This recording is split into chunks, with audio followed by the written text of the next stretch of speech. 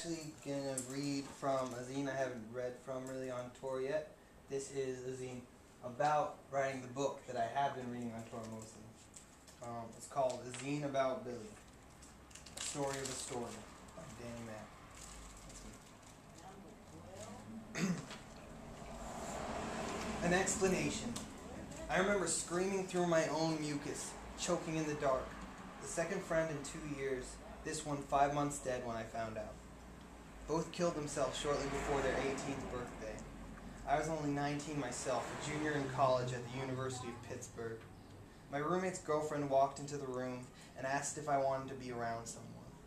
I shook my head, she left, and I coughed. Not too long after that, I pulled out a short story I had written about my other friend a year before. My fiction teacher had read it and said, "This feels like the first chapter of a novel." I had shrugged it off then.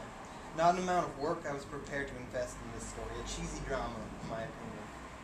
But now it was obvious. This was the story I needed to finish. I'm 22 now. I have what I consider to be a solid draft of my novel finished, A Film About Billy by Colin Hart. I still need to clean it, to polish it. It needs to be awfully good because there are a number of people out there who feel very strongly about these kids. And I need them to like this book, or at the very least, I need them to not be furious. I need them to understand. I find myself trying to ease the book into creation. It's a fictionalized piece of autobiography. It might be described as my best effort to communicate the feelings and thoughts that filled me only to gurgle out as spit bubbles and moaning on that night. I try to be fair and polite and to the point, but mostly I try to be honest. And that can be disturbing when the only honesty you can provide is a severely morbid science fiction novel based on the truth of snot and animal noises. Of course, the act of writing that story became its own, much simpler story. Telling that story, for some reason, seemed like a way to ease my book into existence, as if the world of the printed word wouldn't be caught off guard if it had an explanation of the book's presence. Although it feels silly now, this is it. The explanation. The story of writing the story. High school fucking sucks. It's amazing how easy people forget this. There are some people that say they liked high school, but that is not the type of person I have ever understood. High school was a place where capable human beings are caged like animals, muzzled like dogs, and prodded like cattle. To me, high school is some place where humans are trained to eat shit. If they don't eat shit, more shit is put on their plate, till they either gulp it all down or go ballistic. And this is where my book and my writing in general finds its roots, and in retrospect it seems like fertile ground. I got out a year early from high school, going to my local university instead of spending my senior year in the piss yellow halls that, for me, still brought daydreams of screaming and punching and destroying everything in sight. This is when I started really getting into punk scene, the punk scene that Billy, my friend for whom the book is titled, had introduced me to, but then backed away from. This is when I met the only homeless college student at Kutztown University. His name was Lou, and he wrote zines. "What's a zine?" I had said. "I thought you made zines," my friend replied. "Why? You draw comics. It just seemed like something you would do." Well, when I met Lou, he handed me a copy of Blurt 2, Picking Stats. That was his new zine, hot off the presses. It was already sweaty from hanging out in his back pocket, and it looked like this. It was the first zine I ever saw, and I still have it. Now, I always hated reading and writing. I had been in both gifted and special ed since elementary school. I had trouble with English, spelling, grammar. I could barely point my letters in the right direction. I even had to memorize a jingle that my mom made up so I could spell my own last name. And it's not a hard last name.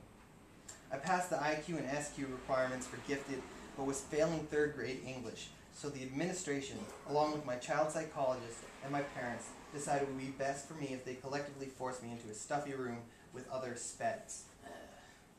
I know what you're talking about. Yeah, special education students. I was in severe behavior handicap. Yeah, that's exactly the situation. So because of my learning disability, I was periodically pulled out of class so I could sit uncomfortably and listen to a fat woman with bad breath scream about nothing and give me the right answers on tests so that I would show improvement and that she could keep her job and generally make me frustrated and angry and make me want to cry whenever I had a few moments to myself. Now, so I was in college now, but not that much has changed. I read only what I had to, and did so painfully slow. Metaphysics of death, ancient history, sociology, I tried to focus on the lectures so I could skip the reading. But I read Lou's little 60-page quarter-size publication the first minute I was alone. It was rife with spelling errors, and for that I loved it. Its imperfections made me feel like it was something that I could do, yet it retained its emotional power. So it was that with the magic of punk rock and bad grammar, I really considered becoming a writer for the first time. Then my friend Billy died. I was out of town. I lost my virginity that day, the day I found out. And before you knew it, I was back home. My old friends were all in high school. They were a little more grown up than they had been, but I still thought that most of us didn't really like each other, in the traditional sense anyway. We had hung out as a matter of necessity. We lived in a small town. Everyone that did drugs sort of had to be friends, and everyone had to do drugs as a coping mechanism for dealing with the large amount of shit waiting on each of their respective homeroom desks.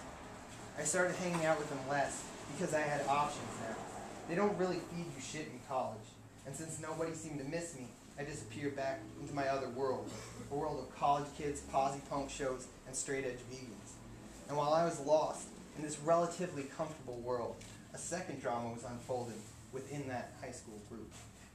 One of the guys was buying an AK-47. Now that probably wouldn't have been a big deal a few months earlier. A lot of kids go shooting at rifle ranges in the country. But after Billy died, everyone was on edge. Jokes weren't funny.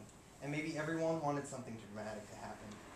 In the end, half of the guy's friends narked him out to the principal, who narked him out to the cops, who came around getting friends to say that he'd been acting funny since Billy died, and pretty soon the legal hold he had made to purchase that AK-47 assault rifle on his 18th birthday turned into 7 months in juvie for terroristic threats. Rumors soared after our friend was jailed. People said another one of us was going to shoot up the school. Apparently, there were cops all over the high school for a number of days. It was fucked at any rate, but I wasn't around, not really. The college campus was less than a mile from my high school, but like I said, it was a different planet. I walked around my little town with a high school friend after this. He, like me, was labeled gifted. He was in honors and AP classes also. He was getting ready to go to college for the first time next fall. I told him I was thinking of being a writer instead of a chemist or a visual artist. My parents and sister are visual artists. My brother's a writer, the kid said. He's the smartest person I know, can't get his book printed. His brother was currently working as a catchphrase writer for sports announcers on video games. I'm just saying, he said. I don't think being able to write is exactly about being smart, I said. It was raining and it was dark. The two of us had been taking a lot of nighttime walks. Anyway, I think I can write something that could get published about Billy and all this. But I'm worried people are going to be pissed, he shrugged. Just write it. It's not likely you'll get published anyway. At least, not in anything that someone will read. I was 17 then. I wrote a page and a half. I rewrote that page and a half, and I gave up. Shortly thereafter, I graduated high school, turned 18, and finished my first year of college all on the same day. I ran directly from my Metaphysics of Death and Dying final to the bus station. My ticket was ripped, and I got the hell out of that town. I enrolled as an English writing major, fiction track, at the University of Pittsburgh. I couldn't get into any writing classes to start because the English comp I took at Kutztown only counted as pre-comp at Pitt. They enrolled me in comp/freshman studies because it was an extra credit and it was supposed to be easy. But I blew my cover when I said the F word the first day, something I had gotten out of school suspension for in high school, and the kids in my class went nuts. I was disoriented for a minute. I'd been through 2 semesters of college, but this was a high school dynamic. As a consequence, I lost my